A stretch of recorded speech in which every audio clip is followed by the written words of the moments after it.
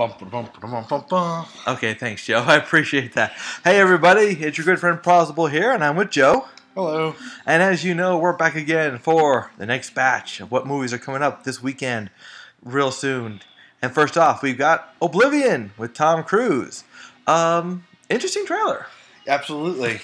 What did you like about it, Joe? Morgan Freeman, actually. Yeah, he does have a very interesting position to it.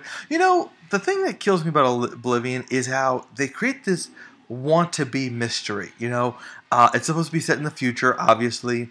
Earth was at war with an alien race. We won. But now that we won the war, for some reason, we have to leave the Earth. And we're supposed to believe that Tom Cruise is literally the last man on Earth. Sound familiar? But anyway, he's the last person on Earth. But then he finds like this whole group of underground people, and you have this whole conspiracy theory thing going on, right? Like for some reason, the people above are trying to attack the people below, and we're supposed to leave the Earth, but they want to stay or something. But the best part about this is that it's a mystery. You really don't understand it. Now, of course, as you know, people, I don't dig too deep into movies. I want the movie to surprise me, and I like trailers like this. Trailers that give me questions, make me wonder what's happening and why it's happening. What did you think, Joe? Well, I thought it was a pretty good trailer. It kind of got my interest piqued.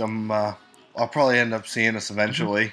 I mean, ultimately, I have to admit, the main reason I do give it a see it, it's a little early to give the review, but I do give it a see it, is because A, it's Tom Cruise, and B, it's Morgan Freeman. Two people who have been known to just, collectively, they choose good movies. Oh, yeah. I mean, I like Tom Cruise and Jack Reacher. I've liked Morgan Freeman in pretty much everything he's done. Yeah, Morgan Freeman, I don't think you can go wrong with him. Exactly. So they choose a good movie. And I like it because Morgan Freeman seems to have more of a darker persona here. He's not the driving Miss Daisy or, the wise person who we don't know yet. We still don't know what's going on. There's a mystery here. I'm sure it's based off a book, which is really good. I'm excited for it, so I give it a see it for sure. Joe? Yeah, I will definitely give it a see it as well. Now, next up, we've got Lords of Salem. And Joe, what did you think of the trailer on this one? What was the story, did you think?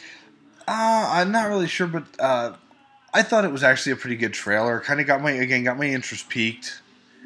I'm going to have to disagree with you on that one. I have to admit, Lords of Salem, the problem that I have with it, and just so you know, the story is supposed to be about this disc jockey named Heidi who gets a box and listens to this song backwards. And, that was very 1980s. Remember how in 1980s they made a big deal about the play? backmasking. Yeah, backmasking going on. A lot of people were accusing everyone of doing it, especially Madonna. Yes. Got accused of doing that. I remember studying that in music class. Mm-hmm. So I thought that was very old-fashioned here. That said, there's a lot old-fashioned about this, and I do see this as being, part of the horror genre. My biggest problem is that when you see a movie, a trailer, you're supposed to get the feelings of that genre. You see a comedy, you're supposed to laugh. See a thriller, you're supposed to be curious. See a horror, you're supposed to be scared or at least jump. I never got that. If anything, I got a sense that this was a very old-style movie because there's all this old-fashioned praise Satan and stuff. I did kind of get that, but that's part of, I think, why the charm I get from this movie. And that's it is old school. It feels old school, and I'm being brought up in the 80s. Mm-hmm. It's nice for me to be able to go back and visit something similar to that. So it has a nostalgia feeling for you. Yes. Okay. I mean, obviously, you got some sort of disagreement. I actually give this movie a pass. Joe gives this movie a see it, which is fine. I prefer it when we disagree. I honestly don't think it's going to win any awards or anything. Oh, no. But it's going to take up 2 hours of your day? Why not? Right. I think fans of Rob Zombie, fans of this kind of movies, are definitely going to find it worthy. I really do hope so because I've seen some of Rob Zombie's other films, House of the Dead, House of a Thousand Corpses. I'm sorry, House of the Dead was not what he did. It was House of a Thousand Corpses, stuff like that.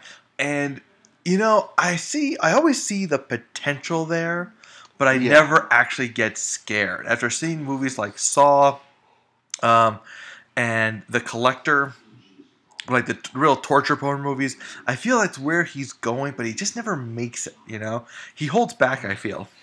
I still think this one has promise for, like I said, nostalgia of people. Okay.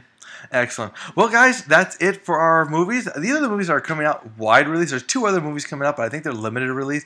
I don't want to be trying to, promote a movie that no one's even heard of. We have so much of those nowadays. It's so easy for anyone to just make a movie, and I'm not really knocking that. I'm just commenting on it. They make so many movies, and only a few come out. Yeah. It's all about the distributors, and I know that's all the game. What they do hope is that eventually a movie gets released, and then it gets a wide release and it gets a big following. And very few movies are able to do that, especially nowadays, because you release a movie and someone pirates it, and then you just totally lose. So, but with that being said, we'll see you at the theaters. Take care, guys. Take it easy.